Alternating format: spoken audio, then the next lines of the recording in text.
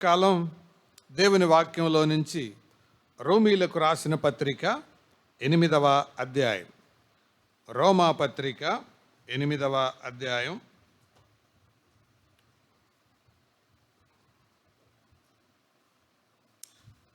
14వ వచనాన్ని నేను చదువుతాను, జాగ్రత్తగా గమనించండి. రోమా 8:14. దేవుని ఆత్మచేత ఎందరూ నడిపింపబడుదురో వారందరూ దేవుని కుమారులై ఉందురు. కలిసి చదువుదాం. దేవుని ఆత్మచేత ఎందరూ నడిపింపబడుదురో వారందరూ దేవుని కుమారులై ఉందురు. చదవబడిన ఈ లేఖనాన్ని దేవుడు మనందరి వినికిడిలో దీవించినట్లు విధేయులుగా, ప్రార్థనాపూర్వకంగా, వివేకంగా మనం ఆలకిద్దాం. సంబంధాలు అన్న అంశంలో గత వారంలో వరకు కొన్ని విషయాలు మనం ఆలోచన చేశాం. సంఘములో ఉన్న సంబంధాల గురించి విన్నాం. ఈరోజు పరిశుద్ధాత్మతో ఉన్న సంబంధాన్ని గురించి నేను మీతో చెప్పాలని కోరుతున్నాను. ఈ సంబంధాలు అనేది భలే ఉత్కృష్టమైన అంశం, అంటే కాంప్లికేటెడ్ టాపిక్. ఎందుకు అని అంటే ఒక బైక్లో జస్ట్ మనం బటన్ నొక్కి స్టార్ట్ చేస్తాం, కానీ అందులో ఆ వైర్లు, అందులో ఉండే ఆ లింకులు అవన్నీ ఏ రీతిగా ఉంటాయో అవేవి మనకు తెలియదు. లోపల అవన్నీ పనిచేస్తుంటాయి. లింకులు ఉంటాయి, వైర్లు ఉంటాయి, ఈ ఇంజిన్స్ మధ్య, యంత్రాల మధ్య, పరికరాల మధ్య సంబంధాలు ఉంటాయి. ఇవన్నీ ఒకటి ముందు ఒకటి తర్వాత పనిచేస్తూనే ఉంటాయి. అలా చేయబట్టి మన ఊరికే బటన్ వేయగానే, నొక్కగానే అది ప్రారంభమవుతుంది. ఈవెన్ స్విచ్ కూడా అంతే. లోపలంతా ఏర్పాట్లు చేయగానే స్విచ్ చేసుకుంటాం, ఫ్యాన్ తిరుగుతుంది, లైట్ వెలుగుతుంది. అలాగే మన క్రైస్తవ జీవితంలో కూడా అనేక సంబంధాలతో మన జీవితం ముడిపడి ఉంది. అందులో ఒకటి పరిశుద్ధాత్మ దేవునితో ఉన్న సంబంధం. అయితే నేను ఈ ఉదయకాలం పరిశుద్ధాత్మ దేవునితో ఉన్న సంబంధం, దాని యొక్క ప్రాముఖ్యత నేను చెప్పడానికంటే ముందు, పరిశుద్ధాత్మ దేవునితో ఏ మనిషికైనా 3 రకాల సంబంధాలు ఉంటాయి. Number 1, no relation. Number 2, poor relation. Number 3, correlation. 3 సంబంధాలు ఉంటాయి. అసలు సంబంధమే లేకపోవడం. రెండవది, బలహీనమైన సంబంధాన్ని కలిగి ఉండడం. మూడవది, అన్యోన్య సంబంధాన్ని కలిగి ఉండడం. పరిశుద్ధాత్మతో ప్రతి మనిషికి ఏదో ఒక రకమైన సంబంధం ఉంటుంది. ఇక్కడున్న మనందరం, ఇంతమందిమి కూడా ఏదో ఒక సంబంధాన్ని మనం కలిగి ఉంటాం. అసలు సంబంధమే లేదు, you are disconnected, no relation. రెండవది, పూర్ రిలేషన్, బలహీనమైన సంబంధం. మూడవది, కోరిలేషన్, అంటే అన్యోన్యమైన సంబంధం. 3 సంబంధాలు, ఏదో ఒకటి తప్పకుండా నువ్వు దానికి చెంది ఉంటావు. ఇవన్నీ నా సొంత మాటలు కాదు, బైబిల్లోవే. చూద్దాం రండి. రోమాపత్రిక 8వ అధ్యాయం, ఇందాక 14వ వచనం చదివాం కదా. దేవుని ఆత్మచేత ఎందరూ నడిపింపబడుదురో వారందరనుందా, వారిలో కొందరనుందా? అంటే వారందరూ దేవుని కుమారులై ఉంటారు అని అంటే, ఇది నేను చెప్పిన 3 సంబంధాల్లో ఇది ఏ సంబంధం వస్తుందో మీరే చెప్పండి. ఏమండి? ఇది అన్యోన్య సంబంధం, కోరిలేషన్. కాబట్టి నువ్వు ఈ సంబంధంతోనైనా ఉండాలి. లేకపోతే ఆ పై వచనానికి రండి, 9వ వచనానికి రండి.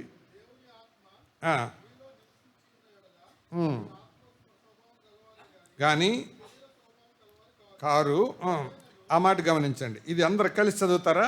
ఎవడైనను క్రీస్తు ఆత్మ లేనివాడైతే వాడాయన వాడు కాడు. ఇది దేనికి సంబంధించిందో చెప్తారా? నేను చెప్పిన 3 నో రిలేషన్. ఓకే. ఎఫెసీయులకు రాసిన పత్రిక 4వ అధ్యాయం 30వ వచనం. Ephesians chapter 4:30. దేవుని పరిశుద్ధాత్మను దుఃఖపరచకుడి, విమోచన దినము వరకు ఆయన యందు మీరు ముద్రింపబడి ఉన్నారు. కాబట్టి మీరు ఏం చేయొద్దు? దుఃఖపెట్టొద్దు. అంటే ఆత్మను ఏడిపించొద్దు, పరిశుద్ధాత్మకు బాధ కలిగించొద్దు. ఇదే రిలేషన్ చెప్పండి నేను చెప్పిన మూడిట్లో. Weak relation, poor relation. కాబట్టి మన జీవితం దీని మీద ఆధారపడి ఉంటుంది. Either you have no relation or you may have correlation or you may have a weak relation. అసలు రిలేషనే లేకపోతే యేసు ప్రభుకి నీకు సంబంధమే లేదు.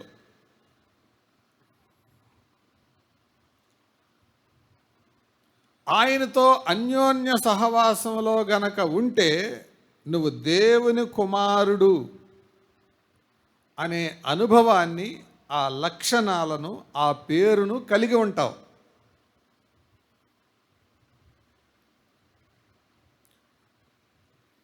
ఒకవేళ ఈ ప్రక్కనే నేను వాక్యం చెబుతూ ఉండగా ప్రక్కనే బుస్ అని సౌండ్ వచ్చింది అనుకోండి, ఫస్ట్ ఏం పట్టించుకోరు. నెక్స్ట్ మళ్ళీ బుస్ అని సౌండ్ వచ్చింది అనుకోండి, వెంటనే ఏమొస్తుంది అనుమానం? చెప్పండి, పాము. ఆ తర్వాత నెమ్మదిగా అది పాగుతూ పైకి వచ్చింది అనుకోండి, వెంటనే ఏం చేస్తాం? నిర్ధారించుకుంటాం, ఇది డెఫినెట్గా పామే. ఎందుకు? దేన్ని బట్టి? అది అడగక్కర్లా. సైంటిస్ట్ని పిలిచి ఇది పామా కాదా ఒకసారి డిసైడ్ చేయి అని అడగక్కర్లేదు. ఎందుకు అడగక్కర్లేదు? అది దాని నడక మనకు తెలుసు. అలాగే దేవుని ఆత్మ ఒక వ్యక్తిని నడిపిస్తే ఆయన గురించి అడగక్కర్లేదు, అర్థమైపోతుంది. అది ఒక జంతువు దర్జాగా నడుచుకుంటూ జూలు వేసుకొని వస్తుంటే, అరే కుక్క పిల్ల వస్తుందేమో చూడండి రా అంటారు ఎవరైనా? అనరు. అది సింహం అని అర్థమైపోతుంది, ఎవరికి చెప్పక్కర్లేదు. ఒక వ్యక్తి దేవుని ఆత్మ చేత నడిపించబడుతూ ఉంటే చూసే వాళ్ళకి ఎలా కనపడతాడు ఆయన? చెప్పండి, దేవుని కుమారుల్లాగా. ఇప్పుడు చెప్దానా మనం ఎలా కనపడుతున్నాం లోకానికి, మన ఇంట్లో వాళ్ళకి? అది. So if you have correlation, అన్యోన్య సంబంధంలో ఉంటే దేవుని కొడుకులాగా కనపడతావు. సంబంధమే లేకపోతే అపవాది కొడుకులాగా కనపడతావు. బలహీనమైన సంబంధం ఉంటే శరీర సంబంధిలాగా కనపడతావు. మూడే, ఓన్లీ 3. నా ప్రసంగం అంతా 3 మాటల్లో చెప్తాను క్లుప్తంగా. ఏదో ఒకటి, ఎనీ వన్ ఈజ్ పాసిబుల్, ఏదైనా ఒకటి వాస్తవం. సంబంధమే లేకుండా అపవాది కొడుకుగా కూతురుగా నువ్వు బతకడం, బలహీనమైన సంబంధం కలిగి దేవుణ్ణి బాధ పెట్టుతూ పరిశుద్ధాత్మని ఏడిపిస్తూ బ్రతకడం, అన్యోన్య సంబంధం కలిగి దేవుని కుమారుడిగా బ్రతకటం. ఏదో ఒకటి ఇప్పుడు నీ జీవితంలో జరుగుతుంటుంది. నువ్వు ఇక్కడ కూర్చొనే ఉన్నావు, మీరందరూ ఇక్కడ కూర్చొనే ఉన్నారు. ఇది మన పక్క వాళ్ళకి తెలీదు, మన ఇంట్లో వాళ్ళకు కూడా పూర్తిగా తెలియదు. కానీ పూర్తిగా ఎరిగిన వాడెవరు? ప్రభు. సో నువ్వు నో రిలేషన్ జాబితాలో అయినా పడాలి, పూర్ రిలేషన్ జాబితాలో అయినా పడాలి, లేకపోతే స్ట్రాంగ్ ఆర్ కోరిలేషన్ జాబితాలోనైనా పడాలి. ఎక్కడున్నావు? అది ఉదయకాలం సందేశం సారాంశం. Where are you? అయితే ఇక్కడ చెప్పే మాట ఏంటంటే, దేవుని ఆత్మ చేత ఎందరు నడిపింపబడుదురో వారందరూ ఎలా ఉంటారు? దేవుని కుమారులై ఉంటారు. ప్రియులారా, పరిశుద్ధాత్మ దేవుని గురించిన బోధ ఎక్కువ మంది అర్థం చేసుకోవడానికి ఇష్టపడరు. సహజంగా పరిశుద్ధాత్మ దేవుని గురించిన బోధ రాగానే వెంటనే మనుషుల మనసులోకి వచ్చేది ఏంటంటే భాషలు, లేకపోతే స్వస్థతలు, వరాలు, ఇదే గుర్తొస్తుంది. కానీ నిజానికి అది ప్రమాణం కాదు. పరిశుద్ధాత్మ ఒక వ్యక్తి జీవితములో ఉంటే కనపడే తిరుగులేని రుజువు ఏంటో తెలుసా? పరిశుద్ధతే. A real and a tremendous proof that a person contains the Holy Spirit is his pure life, his holy life. దీన్ని బట్టి చెప్పాలి. అదే అంటున్నాడు, పరిశుద్ధాత్మతో నీవు అన్యోన్యమైన సంబంధాన్ని కలిగి ఉంటే దేవుని కుమారుడు అని అనిపించుకుంటావు అని మాట్లాడుతూ ఉన్నాడు. ప్రియులారా, నేను కాదు కానీ ఫ్రేమ్ అనే ఆయన పరిశుద్ధాత్మ దేవుని యొక్క 6 పరిచర్యలు రాశాడు. అది స్లైడ్ వేస్తారు చూడండి. 6 ministries of the Holy Spirit. పరిశుద్ధాత్మ దేవుని యొక్క 6 పరిచర్యలు. ఇది నోట్ చేసుకోండి. అన్నీ నేను వివరించడానికి వీలు కాదు. 6 పరిశుద్ధాత్మ దేవుని యొక్క 6 పరిచర్యలు. ఒక వ్యక్తి జీవితంలో పరిశుద్ధాత్మ దేవునికి ఆయన చేసే 6 పరిచర్యల గురించి ఆ దైవజనుడు రాశాడు. వచ్చిందా? ఓకే, కనపడుతుందా? మొదటిది ఏంటిది? చదవండి పెద్దగా. పునర్జన్మ. ఇది దాని రెఫరెన్సులు కూడా ఉన్నాయి. తీతు పత్రికలో 3వ అధ్యాయంలో పునర్జన్మ అంటే రీజనరేషన్ ఇక్కడ మొదలవుతుంది ఒక వ్యక్తి జీవితంలో పరిశుద్ధాత్మ దేవుని పరిచర్య. అందుకనే యేసు ప్రభువారు నికోదేముతో మాట్లాడుతూ అన్నాడు కదా, ఏమని?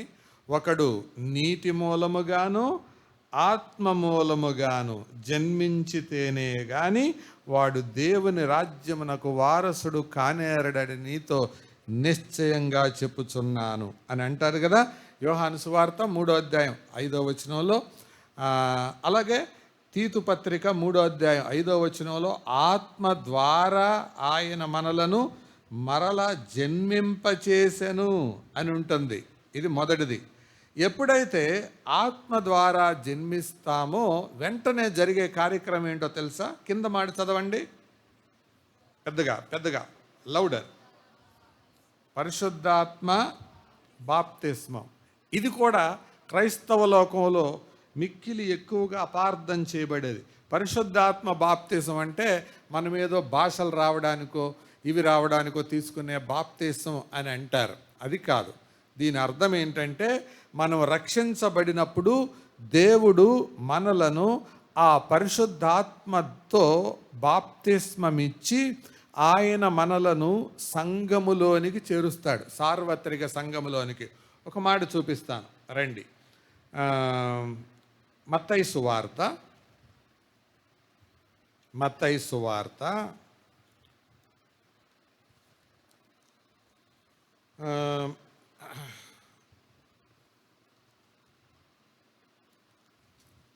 యోహాను మాట్లాడుతూ ఇలాగంటాడు. 3వ అధ్యాయం 11వ వచనాన్ని చదువుతున్నాను. మారు మనసు నిమిత్తము నేను నీళ్లలో మీకు బాప్తిసమిచ్చుచున్నాను, అయితే నా వెనుక వచ్చుచున్నవాడు నాకంటే శక్తిమంతుడు, ఆయన చెప్పుల వారు మోయుటకైనను నేను పాత్రుడను కాను. ఆ మాట చదవండి నాతో కలిపి. ఆయన పరిశుద్ధాత్మలోను అగ్నితోనూ మీకు బాప్తిస్మమిచ్చును. పరిశుద్ధాత్మతోనూ అగ్నితోనూ మీకు బాప్తిస్మమిచ్చును. ఈ మాట చదివి చాలామంది ఏమనుకుంటారంటే పరిశుద్ధాత్మతో బాప్తిస్మం అంటే అగ్ని బాప్తిస్మం అనుకుంటారు. ఇక్కడ 2 వేరువేరు సందర్భాలు. ఆయన పరిశుద్ధాత్మతో బాప్తిస్మమిస్తాడు, మీరు ఒప్పుకోకపోతే అగ్నితో బాప్తిస్మమిస్తాడు. చాలామంది తెలియక దాన్ని తప్పుడు వ్యాఖ్యానం చేస్తారు. ఎలాగంటే పరిశుద్ధాత్మ బాప్తిసం అంటే అగ్ని బాప్తిసం పొందావా అని అంటారు. నో, ఇక్కడ చెప్పేది పరిశుద్ధాత్మ బాప్తిస్మం అంటే పరిశుద్ధాత్మలో ఒక వ్యక్తి రక్షించబడినప్పుడే పొందే బాప్తిస్మం అన్నమాట. మరి అగ్ని బాప్తిసం అంటే ఇక్కడ అర్థమేంటి? ఒక వ్యక్తి యేసు ప్రభుని నమ్మకుండా చనిపోతే వెంటనే వారు పాతాళంలో పడతారు, తర్వాత ప్రభు వచ్చినప్పుడు నరకాగ్నిలో పడతారు. అప్పుడు పొందే బాప్తిస్మమే అగ్ని బాప్తిస్మం. కాబట్టి 2 బాప్తిస్మాలు ఇచ్చేది ఎవరు? యేసు ప్రభువే. పరిశుద్ధాత్మతో బాప్తిస్మం ఇస్తాడు, అగ్నితో బాప్తిస్మం ఇస్తాడు. దానికి ఆధారం కింద 11వ వచనంలో అయిపోయింది కదా, బాప్తిస్మం ఇచ్చును అన్నాడు కదా. 12వ వచనం చూడండి, 3:12. ఆయన చేట ఆయన చేతిలో ఉన్నది, కళ్ళమును బాగుగా శుభ్రము చేసి గోధుమలను దేంట్లో పోసి, పెద్దగా చెప్పండి, కొట్టులో. ఇదే బాప్తిస్మం. మీకు అర్థమైంది. ఇప్పుడు 2 బాప్తిస్మాలు చదివాం కదా, ఇక్కడ రెండు గుంపులు కనపడతాయి. గోధుమలను కొట్టులో పోసి అంటే ఏం గోధుమలు అవి? ఇవి బాప్తిస్మం పొందిన వాళ్ళు అన్నమాట. పరిశుద్ధాత్మలో బాప్తిస్మం పొందిన వాళ్ళు వీళ్ళు విశ్వాసులు. తర్వాత మాట చూడండి, ఆరని అగ్నితో వీటిని పొట్టును. ఇది అగ్ని బాప్తిస్మం అన్నమాట. ఇప్పుడు అర్థమైంది కదా. సో నమ్మిన వాళ్లకు నమ్మినప్పుడు ఆయన ఇచ్చే ఆత్మలో బాప్తిస్మం ఇది నీటి బాప్తిస్మం కాదు. నీటి బాప్తిస్మం మనుషులు ఇస్తారు, సేవకులు ఇస్తారు. ఇదే చెప్పింది నేను ఇందాక ప్రారంభంలోనే చెప్పిన ఉదాహరణ అదే.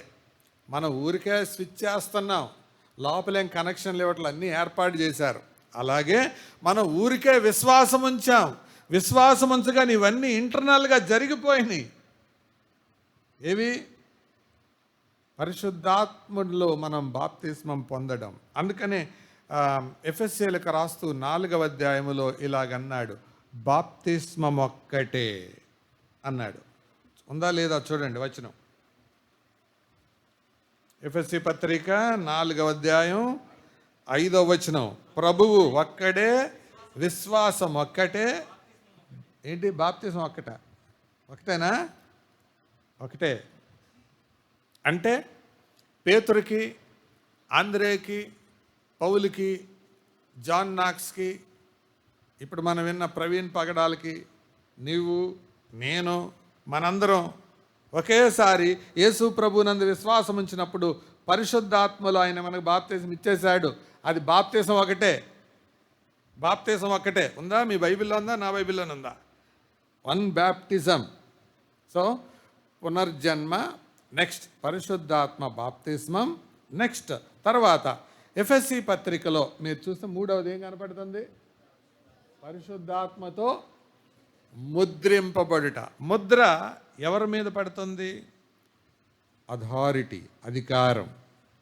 అంటే దేవుడు మన మీద he belongs to me, she belongs to me, ఇతడు నావాడు, ఈమె నాది అని ప్రభు ముద్రేస్తాడు. ఇదంతా జరిగిపోయిందన్నమాట. ఇది జరిగితేనే నువ్వు రక్షించబడ్డట్టు లెక్క. పరిశుద్ధాత్ముడు ఉంటేనే. క్రీస్తు ఆత్మ లేకపోతే వాడు ఆయన వాడు కాదు. ఇంత ఇంటర్నల్ మెకానిజం ఉంది. తర్వాత రండి, ముద్రేసిన ఆయన ఏసేసి వెళ్ళిపోడు, ఆయన నివాసం చేస్తాడు. ఇన్డ్వెల్లింగ్, లోపల ఉంటాడు ఆయన. పాత నిబంధనలో అయితే వచ్చి వెళ్ళిపోతూ ఉండేవాడు. అందుకనే దావీదు ప్రార్థన చేశాడు 51వ కీర్తనలో. చూస్తారా? 51వ కీర్తన చూడండి, అవసరమే ఆ మాట. 11వ వచనం, నీ సన్నిధిలో నుండి నన్ను త్రోసివేయకము, నీ పరిశుద్ధాత్మను నా యొద్ద నుండి ఏం చేయకు, తీసివేయొద్దు. అంటే అర్థం ఏంటి? పాత నిబంధన భక్తుల జీవితాల్లో ఒక విశ్వాసి ఎప్పుడైనా పాపం చేస్తే పరిశుద్ధాత్ముడు ఏం చేసేవాడు? వెళ్ళిపోయేవాడు. కానీ కొత్త నిబంధనలో అది కాదు పద్ధతి. యేసుప్రభు వాగ్దానం చేశాడు, ఏమని వాగ్దానం చేశాడు? నేను వెళ్ళి వేరొక ఆదరణకర్తను మీ దగ్గరికి పంపిస్తాను, వారు మీలో ఉంటారు, మీతో ఉంటారు, సదాకాలం ఉంటారు, ఎల్లకాలం ఉంటారు. కాబట్టి నువ్వు ఆయన ఏడిపిస్తావో సంతోష పెడతావో బాధ్యత నీదే, కాపాడుకో. అది వార్నింగ్, కొత్త నిబంధన. పూర్ రిలేషన్ మెయింటైన్ చేస్తావో కోరిలేషన్ మెయింటైన్ చేస్తావో బాధ్యత నీదే. నువ్వు నిజంగా రక్షించబడిన వ్యక్తివైతే పరిశుద్ధాత్ముడు నీలో సీలేశాక ఇండ్వెల్లింగ్ ఉన్నాక మళ్ళీ వెళ్ళిపోవడం ఉండదు. రైట్? నెక్స్ట్ నివాసంగా ఉండడం. తర్వాత ఆత్మతో అభిషేకం. ఇది కూడా మనకు తెలియకుండానే జరిగిపోయింది. ఆ తర్వాత నెక్స్ట్ పరిశుద్ధాత్మ నింపుదల. ఇది మాత్రం అనుదినము జరగాల్సింది. ఫోన్ ఎన్నిసార్లు కొంటామండి? ఫోన్ ఒకసారి కొంటాం. ఎన్నిసార్లు ఛార్జింగ్ పెడతామండి?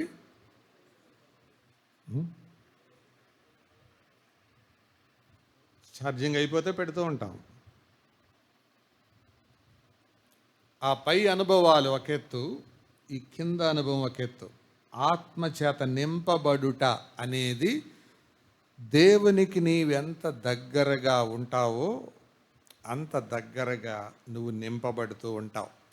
ఆ పరిశుద్ధాత్మ చేత నింపబడిన వాళ్ళ అనుభవాలు ఎలా ఉంటాయో మీరు తర్వాత చదువుకోండి. ఆత్మపూర్ణులై ఉండుడి అనే మాట అదే రాయబడింది ఎఫెసీ పత్రికలో, మనం చదువుతాం.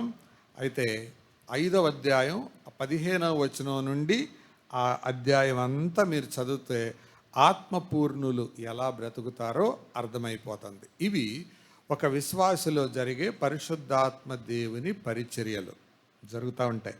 ఇది జరిగిస్తూ ఉంటాడు. నువ్వు ఆయనకి సమీపంగా జీవించే కొద్దీ ఆయన నింపుతుంటాడు. ఇప్పుడు చెప్పండి, ఫోన్ ఛార్జింగ్ అయిపోయింది, నేనేం చేయాలి? ఛార్జర్ అన్నా నా దగ్గరికి రావాలి, నేనన్నా ఛార్జింగ్ పాయింట్ దగ్గరికి వెళ్ళాలి. పరిశుద్ధాత్ముడు ఆయన ప్రభావం నాలో తగ్గిపోయింది. అప్పుడు ఏం చేయాలి? ఆయన సన్నిధికి, ఆయన వాక్యం దగ్గరికి, ఆయనతో వ్యక్తిగత సహవాసం దగ్గరికి నేనే వెళ్ళాలి. నన్ను నేనే అప్పగించుకోవాలి. ఎందుకు? అలా లేకపోతే నా జీవితంలో ప్రభావం తగ్గిపోద్ది, శక్తి తగ్గిపోద్ది, పూర్ణత తగ్గిపోద్ది. ఉంటుంది కానీ ఎక్కడో సిగ్నల్. మామూలుగా ఫోన్లో సిగ్నల్స్ ఎన్ని పాయింట్లు ఉంటాయండి? ఫుల్ ఛార్జ్ అయితే అసలు టవర్ దగ్గర ఎన్ని పాయింట్స్ కనపడుతుంటే మీ మొబైల్లో ఎప్పుడైనా లెక్క పెట్టారా? సుమారు ఎన్ని? Paul 2 4 points. 4 పాయింట్స్. ఒకవేళ 3 ఉన్నాయంటే టవర్ కొంచెం సిగ్నల్ కొద్దిగా వీక్ అని అర్థం. 2 ఉన్నాయంటే ఇంకా వీక్ అని అర్థం. కాబట్టి ఏం చేయాలి? అప్పుడు టవర్కి దగ్గరికి వెళ్ళాలి. ఇది తర్వాత ఛార్జింగ్కి కూడా కనపడుతుంటుంది. కొంత ఛార్జింగ్ కూడా 100% ఉంటుంది. తగ్గే కొద్దీ ఒకవేళ 70 ఉందనుకోండి, పర్వాలేదులే ఈ రోజుకి వస్తుంది అనుకుంటాం. ఊరు వెళ్ళాలి, ప్రయాణానికి బయలుదేరాలి. ఫోన్లో ఛార్జింగ్ ఉందో లేదో చూడు అని అంటారు. 10 ఉంది అన్నారు అనుకోండి, అమ్మో టైం అయిపోయిందిగా, మరి ఏం చేయాలి ఇప్పుడు చెప్పండి? ఛార్జర్ తీసుకోవాలి. ఛార్జర్ లేకపోతే పవర్ బ్యాంక్ అని తీసుకోవాలి. పవర్ బ్యాంక్ తీసుకోక ఛార్జర్ తీసుకోకపోతే ఏమవుతుంది? ఫోను స్విచ్ ఆఫ్ అయిపోద్ది. సేమ్ మనం కూడా అంతే. ఎప్పుడైతే మనలో అది తగ్గిపోతుందో, ఆ ప్రభావం తగ్గిపోతుందో, దేవుని సన్నిధిలో నింపుకోవాలి. ఇవి పరిశుద్ధాత్మ దేవుని యొక్క పరిచర్యలు. రైట్, అది మీరు వ్యక్తిగతంగా ఆలోచించేయండి. నా చివరి అంశాన్ని నేను ముగిస్తాను.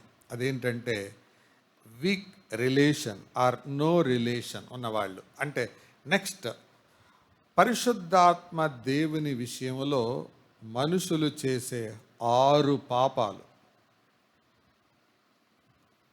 6 sins against the Holy Spirit. పరిశుద్ధాత్మ దేవుని విషయంలో మనుషులు చేసే 6 పాపాలు. ఈ పాపాలు చాలా భయంకరమైనవి. చదువుదాం. మొట్టమొదటిది, ఈ మాట చాలా మందికి నిద్ర పట్టకుండా చేసిన మాట. ఇది బైబిల్లో చదివితే మంచిది. మత్తయి సువార్త 12వ అధ్యాయం 31వ వచనం చూడండి. మత్తయి 12:31 చదువు. కాబట్టి నేను మనుషులు చేయి ప్రతి పాపమును గాని ఆత్మ విషయమైన దూషణకు పాపక్షమాపణ లేదు. తర్వాత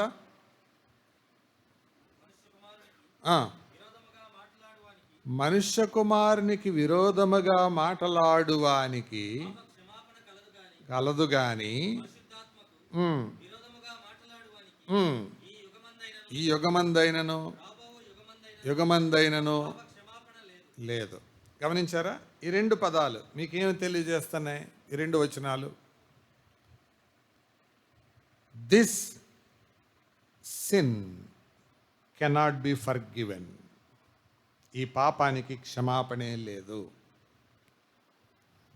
అయితే ఇప్పుడు ఒక ప్రశ్న, చాలా జాగ్రత్తగా చూడండి నా వైపు. ఎప్పుడైనా పరిశుద్ధాత్మకు వ్యతిరేకంగా మనం మాట్లాడి ఉంటామా? నమ్మక ముందు దూషించుంటామా? దూషించుండమా? అలా చూస్తున్నారేంటి? ఏం చెబితే ఏమొస్తుందో రా బాబు అనే తప్పకుండా మనం దూషించే ఉంటాం. అయితే మరి యేసు ప్రభు పరిశుద్ధాత్మకు వ్యతిరేకమైన దూషణకు పాపక్షమాపణ లేదన్నాడు కదా.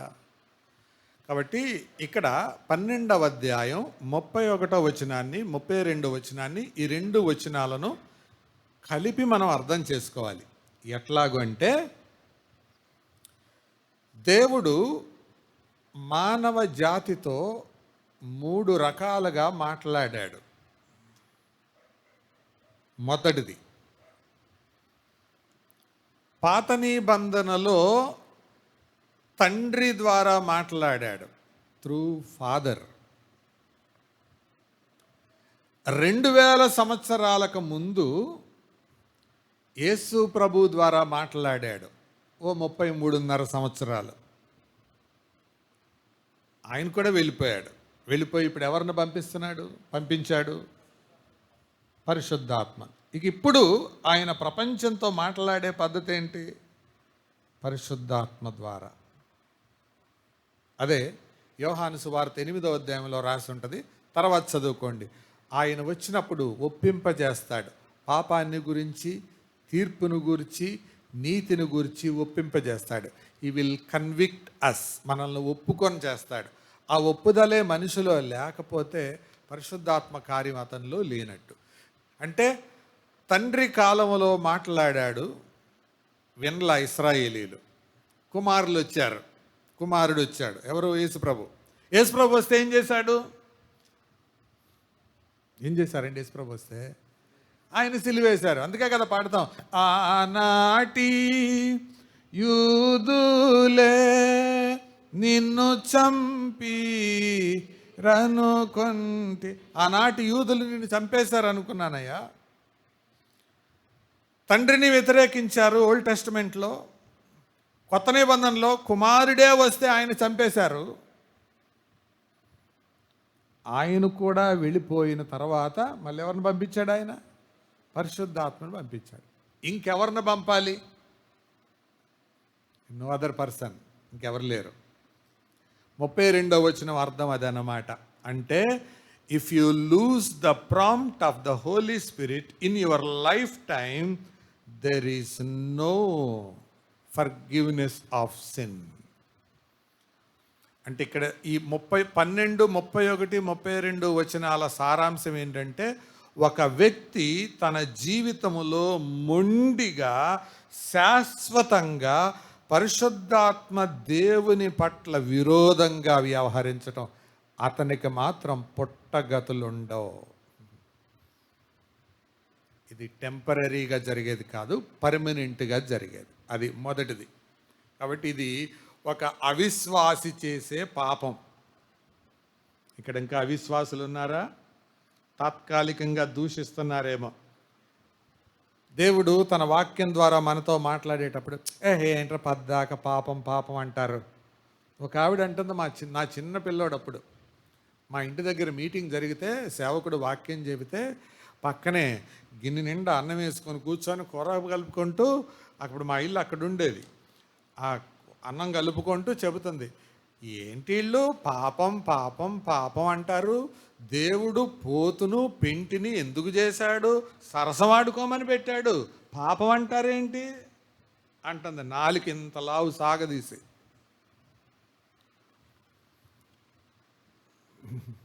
అంటే దేవుని సేవకుడు చెప్పిన పాపం ఆవిడికి ఎలాగ అర్థమైంది?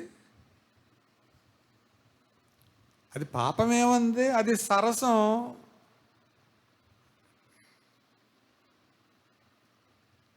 అదే వ్యతిరేకమైన. ఇప్పుడు మాట్లాడింది దేవుని సేవకునికి విరోధంగా కాదు. ఎవరికి విరోధంగా? దేవుని ఆత్మకు విరోధంగా. No forgiveness of. ఒకవేళ ఆవిడ తర్వాత నమ్ముకొని ఉంటే అది వేరే సంగతి. నమ్ముకోలేదు అనుకోండి, ఇక no hope. She was a hopeless fellow. నిరీక్షణ లేని వ్యక్తికి అంతే ఆవిడ. అది ప్రభు చెప్పేది ఇక్కడ. తండ్రిగా ఇశ్రాయేలీలారా మీతో మాట్లాడారు, వినలా. కుమారుడిగా నేను వచ్చాను, నాకు పేర్లు పెడుతున్నారు. సరే, నేను వెళ్ళిపోతాను, పరిశుద్ధాత్మను పంపిస్తాను. అప్పుడు కూడా మీరు ఎదురు తిరిగారా, ఇక మీ చాప్టర్ క్లోజ్. క్షమాపణ లేదు. ఇది మొదటిది. కాబట్టి ఇక్కడ నమ్మని వాళ్ళతో నేను మాట చెప్తున్నాను, నువ్వు నమ్మకుండా ఎంతకాలం ఉంటావో పరిశుద్ధాత్మను దూషించే పనిలో ఉంటావు, ద్వేషించే పనిలో ఉంటావు. Be careful, it may lead to drastic dangerous sin which cannot be forgiven. అది మొదటిది. రెండవది, అపొస్తల కార్యాలు 4వ అధ్యాయం 5వ అధ్యాయం 4వ వచనం. అపొస్తల కార్యాలు 5:4. యాక్ట్స్ 5:4. అది నీ యొద్ద ఉన్నప్పుడు నీదే కదా, ఉండలేదా? ఉద్దేశించుకొనిచున్నావు. ఏం ఆడావు? దేవునితో అబద్ధం ఆడావు. దేవునితో అబద్ధం ఆడటం ఏంటి? అబద్ధం ఆడింది ఎవరితో? పేతురుతో, అంతే కదా, పేతురుతో. 9వ వచనానికి రండి. అందుకు పేతురు, ప్రభు యొక్క ఆత్మను శోధించుటకు. ఆత్మను శోధించటం, టెంప్టింగ్ ద హోలీ స్పిరిట్, ఇది రెండవ పాపం. అబద్ధాలు ఆడటం, మోసం చేయడం,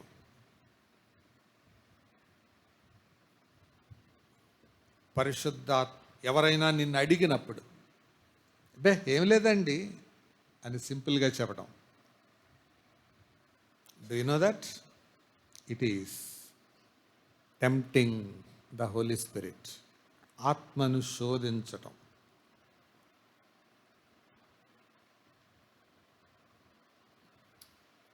తెలియకుండా అనేస్తాం మనం, అన్మైండ్ఫుల్గా. అందుకే చాలా జాగ్రత్తగా ఉండాలి. మనం రోడ్డు మీద వెళ్తున్నాం, ఢామని కింద పడ్డాం, అందరూ మన వైపు చూశారు. చూడగానే వెంటనే పరిగెత్తుకుంటూ వచ్చి, అన్న ఏమన్నా అయిందా అని అంటారు. వెంటనే మనం అనేది ఏంటి? ఏం అవ్వలేదండి అట్లా. కానీ పక్కకి వెళ్ళిన తర్వాత ఏంటి ఇంతలా దెబ్బ తగిలింది.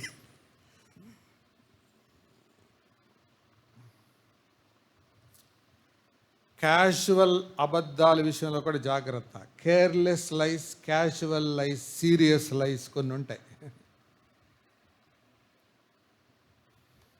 ఏంటి ఫోన్లో చూస్తున్నావు? అబ్బే ఏం లేదు, గేమ్ ఆడుతున్నా. Simple lie. Do you know that? Tempting the Holy Spirit, పరిశుద్ధాత్మను మోసం చేయడం. అది దాని స్టాండర్డ్, ఆ సిన్ని యొక్క తీవ్రత ఎంతో తెలియజేయడానికే చచ్చిపోయాడు ఆయన. అన్నిసార్లు గనక జరిగి ఉంటే ప్రపంచ జనాభా సగం అయిపోయి ఉండేది. అయితే ఇది నా స్టాండర్డ్, ఇది నేను మనుషులను చూడాలంటే, వాళ్ళని పట్టుకోవాలంటే నా ప్రమాణం ఇది అని చెప్పడం కొరకు అది రాసిపెట్టాడు దేవుడు.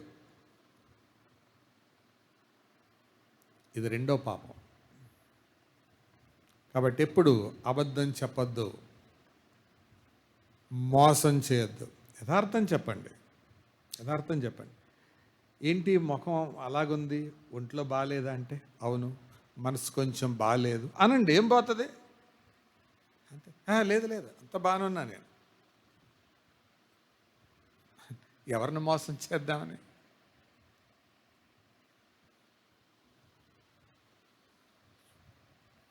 కూరల దగ్గర కూడా భలే అబద్ధాలు ఆడతారు కదా. చేసిన వాళ్ళకి చాలా టెంప్టింగ్ ఉంటుంది, కూర ఎలా ఉందో తెలుసుకోవాలని. ఉప్పు మసాలానికి అంటుతుంటుంది. ఆయన విగ్ అనే దొరగారు తెలంగాణ ప్రాంతానికి మిషనరీగా వచ్చినప్పుడు, ఆ రోజుల్లో కరెంటు లేదు, బురద, మట్టిలో పడుకోవాలి, దేవుని సేవకులను ఎలా చూడాలో తెలియదు. ఆ చల్లటి ప్రాంతం నుంచి వేడి ప్రాంతానికి వచ్చారు. రాగానే పాపం దొరగారు వచ్చారని ఆవిడకి ఏం చేయాలో అర్థం కాక చేపల కూరలో ఉప్పు కారం రుచిగా చేయాలని దట్టించి పెట్టింది. వాళ్ళకేమో జాములు, బ్రెడ్లు, ఈ కేకులు తినటం అలవాటు. ఈయన ముద్ద కలుపుకొని నోట్లో పెట్టగానే కళ్ళల్లో నీళ్లు గిర్రని తిరిగినాయి, దగ్గు వచ్చింది. లోపల ఉన్న ఆవిడ పరిగెత్తుకుంటూ వచ్చి దొరగారు ఏమైంది అనింది. వెంటనే ఆయనతో ఆయన కొంచెం నీళ్లు తాగాలనిపిస్తుంది అన్నాడు. నీళ్లు తాగుతున్నాడు. కూర బాగలేదా అంది. ఇప్పుడు దొరగారు దానికి ఏం ఆన్సర్ చెప్పాడు తెలుసా? ఏం చెప్పాలి ఇప్పుడు? ఏం చెప్పాలి మీరు చెప్పండి. మీరు చాలా కష్టపడి రుచిగా బాగుండడానికి చాలా బాగా ప్రయాసపడి చేశారు, మీకు చాలా వందనాలు అన్నాడు. అంటే ఒక దొరగారికి భోజనం పెడతానికి పాడైపోవాలి అన్న దృక్పథంతో చేరు కదా. కాబట్టి ఆయన ఎంత బాగా చెప్పాడు, లేదు సూపర్గా ఉంది, ఎక్సలెంట్గా ఉంది అంటే అదేమవుతుంది? మళ్ళీ అబద్ధం. అలాగని మరి ఇప్పుడే కొత్తగా నమ్మిన వాళ్ళు, విశ్వాసంలోకి వస్తున్న వాళ్ళు అలాగని నిజం చెప్పకూడదు, అలాగని అబద్ధం ఆడకూడదు. కాబట్టి దాన్ని ఎంత పాష్గా చెప్పాడంటే ఆయన. ప్రియులారా, చాలాసార్లు పరిశుద్ధాత్మకు వ్యతిరేకంగా మోసగిస్తుంటామేమో, జాగ్రత్త. This is one more danger. మూడవది రెఫరెన్స్ కనపడుతుందా? అపోస్తల కార్యాలు 7:51 చదవండి. ముష్కర్లారా, హృదయములను చెవులను వాళ్ళారా, పరిశుద్ధాత్మను ఎదిరించుచున్నారు. ఎవరు మాట్లాడుతున్నారు ఈ మాట? స్టెఫన్ తనను హింసించే యూదులతో, రాళ్లతో కొట్టే వాళ్ళతో మాట్లాడుతున్నాడు. పరిశుద్ధాత్మను ఎదిరిస్తున్నారు. ఎదిరించడం అంటే వాళ్ళు ఇంకా నమ్మలేదు. మళ్ళా నమ్మనోళ్ళకి ఈ మాట చెప్తున్నాను, నువ్వు దేవునిని నమ్మకుండా ఎన్ని ప్రసంగాలు వింటావో అంతకాలం పరిశుద్ధాత్మని ఎదిరిస్తూనే ఉంటావు.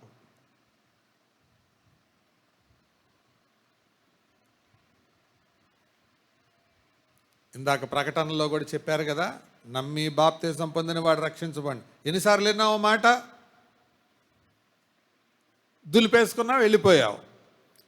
నీకు విని వెళ్ళిపోయినట్టే ఉంది. దేవుని లెక్కలు అదేంటో తెలుసా?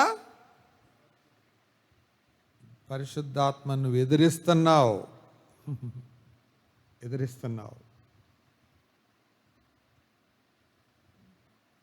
ఇది మూడవది.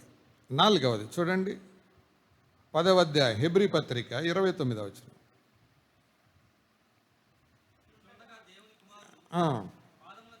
త్రొక్కి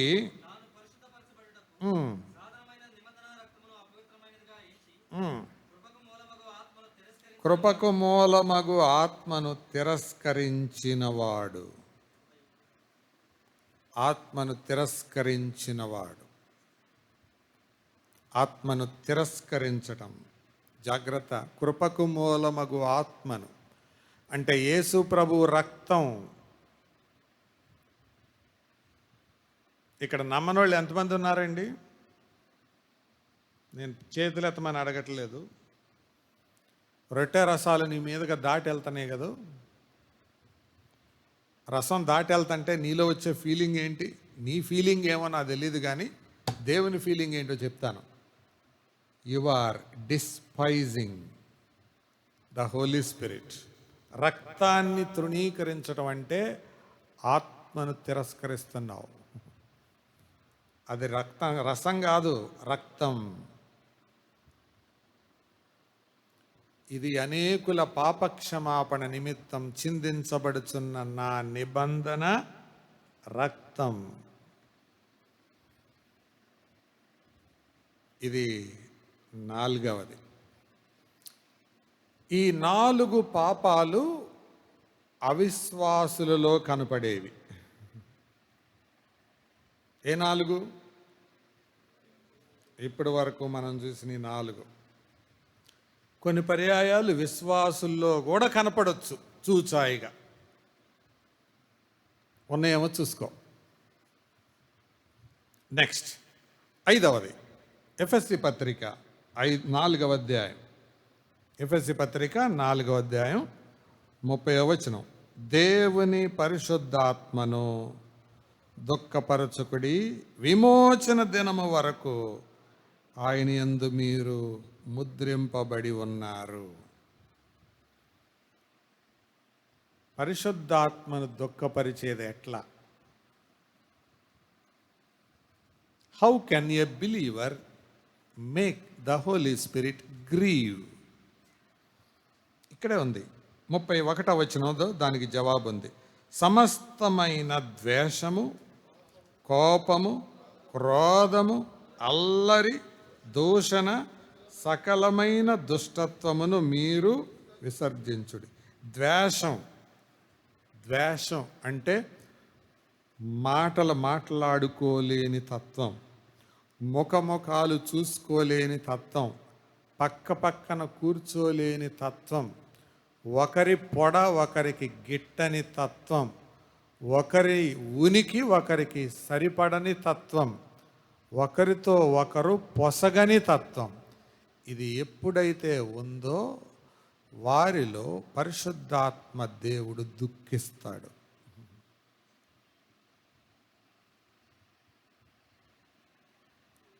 హి విల్ గ్రీవ్. అందుకే ఒక దైవ సేవకుడు ఇలాగన్నాడు, ద్వేషం ఉన్న హృదయంలో నిజానికి నష్టపోయేవాడు ఎవరి మీద ద్వేషం ఉందో అతను కాదు, ఎవరైతే ద్వేషం పెట్టుకున్నారో అతనే ఎక్కువ నష్టపోతాడు. ద్వేషం అనేది ఒక మనిషిని ఖాళీగా ఉంచలేదు. It will kill him. అది అతన్ని కృంగింపచేస్తుంది, అది అతన్ని చంపేస్తుంది, అది అతనిని కాన్ఫిడెన్స్ లెవెల్స్ పడేస్తుంది.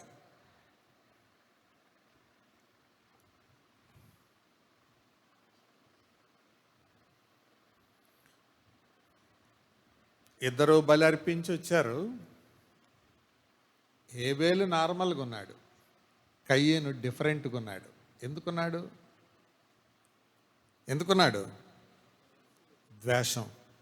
ద్వేషం ఉన్నవాడిని గుర్తుపట్టేది ఎట్లాగా తెలుసా? అదే ఫస్ట్ థింగ్. రిలేషన్ సరిగా ఉండవు, సంబంధాలు సరిగా ఉండవు, పూర్ రిలేషన్స్. కళ్ళల్లో కళ్ళు పెట్టి చూడలేరు, ముఖంలో ముఖం పెట్టి చూడలేరు, పక్క పక్కన కూర్చోలేరు. ద్వేషం అలా చేస్తుంది. తట్టుకోలేరు, ఇరిటేట్ అయిపోతుంటారు. ద్వేషం.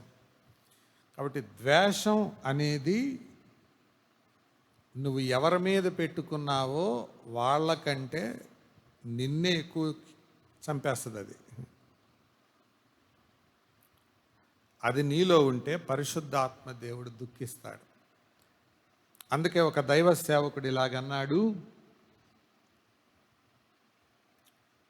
Before an unforgiving heart becomes a battle ground to the saint, it will become a playground to Satan.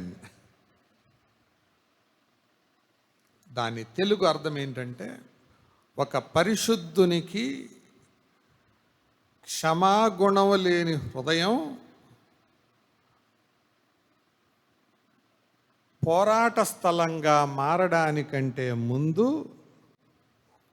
సాతానుకు ఆట స్థలంగా మారుతుంది. అంటే సాతానుడు ఆటలాడుకుంటాడు అక్కడ. ఎక్కడ? క్షమాగుణం లేని హృదయంలో. ఇందాక ఆరాధనలో కూడా మనం జ్ఞాపకం చేసుకున్నాం క్షమాగుణాన్ని గురించి. ఎవరినైతే దేన్నైతే మనం క్షమించలేకపోతున్నామో దాని విషయమై 2 తప్పులు చేస్తున్నాం. ఏంటో తెలుసా? ఒకటి, దేవుని దుఃఖపరచడం. రెండవది, మనకు మనం కీడు చేసుకోవడం. నీ ఆయుష్కాలాన్ని నువ్వే పడేసుకుంటున్నావు. నిన్నెవరు కిల్ చేయట్లా, నీ ఆయుష్కాలం నువ్వే పడిపోతుంది. ద్వేషం చంపేస్తుంది. అలాగా ప్రతిదాన్ని చూడొచ్చు. ద్వేషము, కోపము, క్రోధము, అల్లరి, దూషణ ఇవన్నీ కూడా మనలో ఉన్నప్పుడు పరిశుద్ధాత్మ దేవుడు ఏం చేస్తాడు? దుఃఖపడతాడు. Weak relation. నువ్వు నమ్మొచ్చు, బాప్తిసం తీసుకోవచ్చు, ఏళ్ల తరబడి విశ్వాసం అవ్వచ్చు, రక్షణానందాన్ని అనుభవించలేవు. పంటలు పండించే రైతే ఏడుస్తుంటే పంటలు ఎవరు పండిస్తారండి?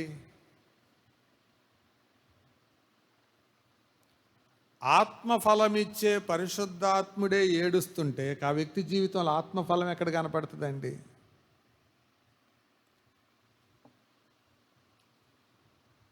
పంటలు పండించే రైతు ఏడుస్తూ ఉంటే పంటలు వస్తాయా? రావు కదా. మరి మనలో మనల్ని ముద్రించి భద్రపరిచి నడిపించే పరిశుద్ధాత్మ దేవుడు మన విషయమై ఏడుస్తూ ఉంటే మనలో ఆత్మఫలం కనపడుద్దా?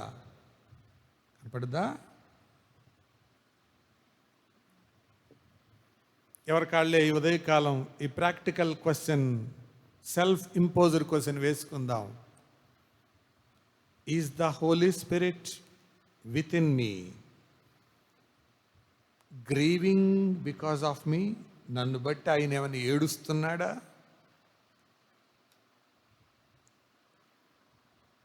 ఏడిస్తే you are in weak relation, you are in poor relation. ఎందుకు? ఆయన ఏడిపించొద్దు అని అనడానికి ఎఫెసీ పత్రిక 5వ అధ్యాయంలో ఏమన్నాడు? ఆయన విమోచన దినం వరకు ఆయన మీ మీద ముద్రగా ఉన్నాడు, ఏడిపించకండి ఆయన్ని.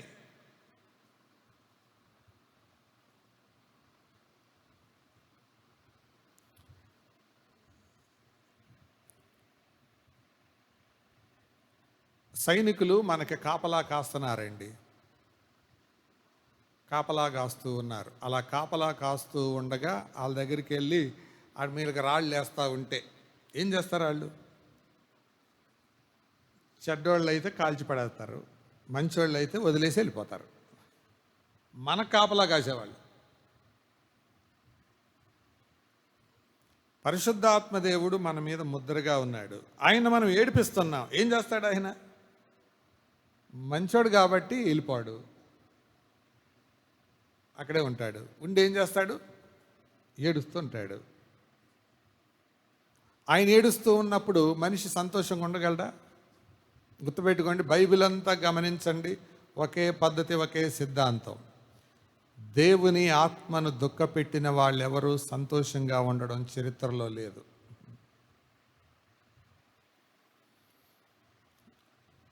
There is no trace of history in human history or Bible history that a man is pleased after he is grieving the Spirit of God. కాబట్టి మనం జ్ఞాపకం ఉంచుకుందాం, ఆత్మను దుఃఖపరచొద్దు.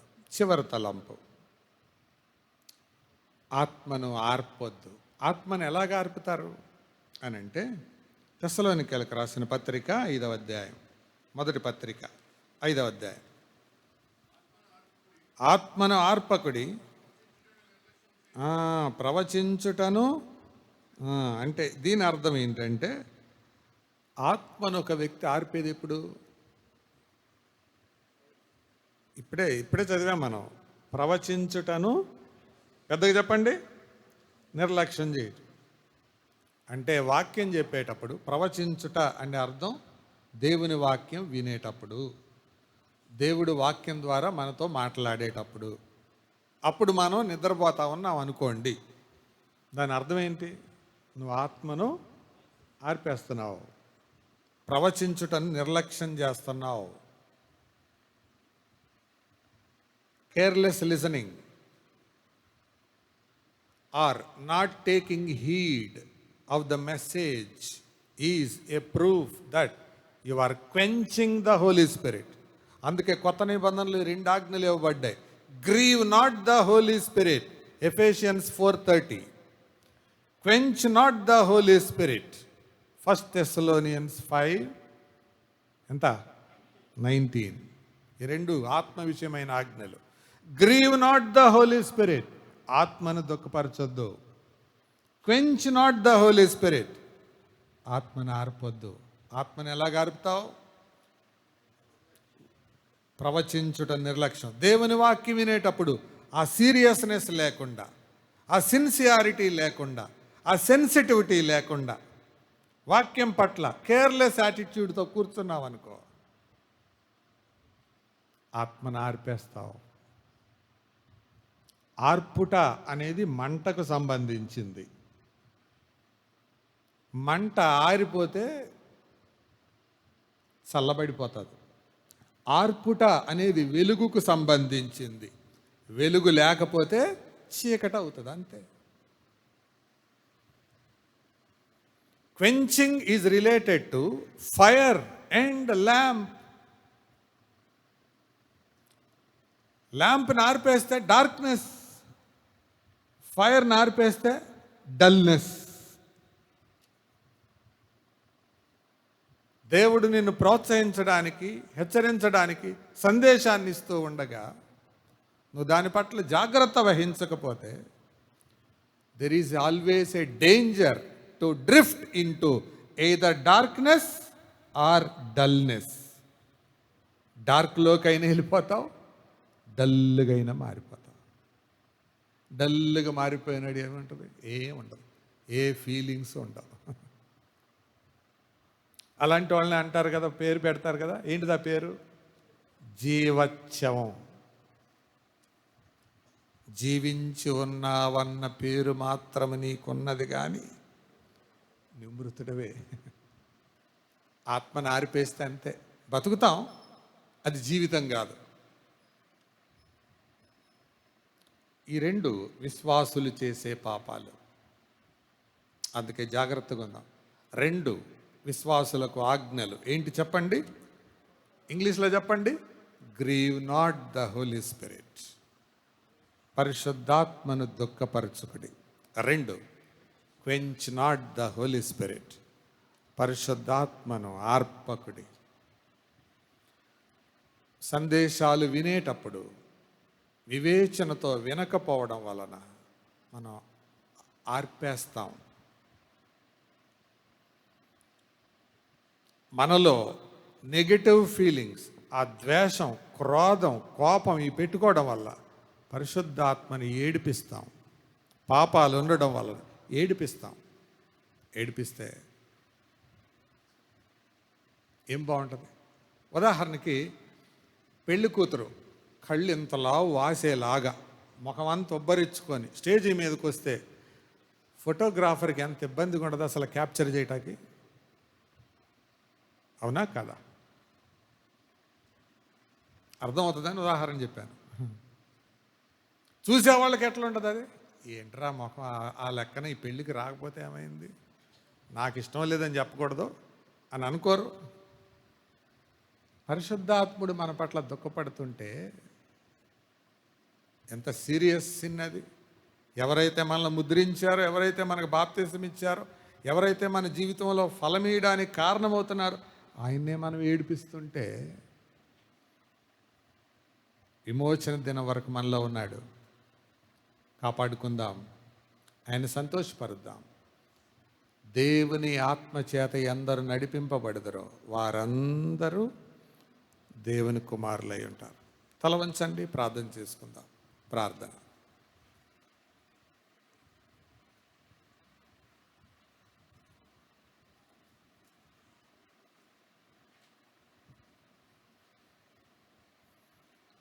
దయగల ప్రభువా, ఈ ఉదయకాలం మీరు ఇచ్చిన వర్తమానాన్ని బట్టి వందనాలు. మా పరిస్థితులు, మా గమ్యాలు, మా ఆశలు, మా ఉద్దేశాలు మీరు ఎరుగుదరు. మీ సహాయం ఇచ్చి నడిపించమని కృపగల మీ బాహువులకు అప్పగించుకుంటూ ఈ వారంలో మా ఎదుటున్న ప్రయాణాలు, పరిచర్యల్లో మీ తోడిచ్చి నడిపించండి. ప్రభువా, మేమందరం మీకిష్టులుగా, ఆత్మను ఆర్పని వారిగా, ఆత్మను దుఃఖపరచని వారిగా, ఆత్మను ఎదిరించని, మోసపుచ్చని, తిరస్కరించని వారిగా బ్రతుకున్నట్లు కృపనివ్వమని ప్రార్థిస్తూ తిరిగి వెళ్తున్నారు. మీ సన్నిధి ఉంచమని యేసు ప్రభు ద్వారా వినయంతో వేడుకుంటున్నాం తండ్రి. ఆమేన్.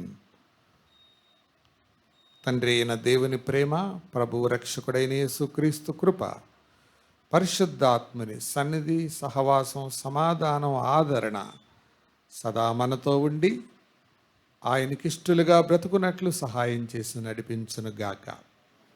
ఆమేన్. అందరికీ వందనాలు. సెలవు తీసుకుందాం. వచ్చే వారానికి బహుశా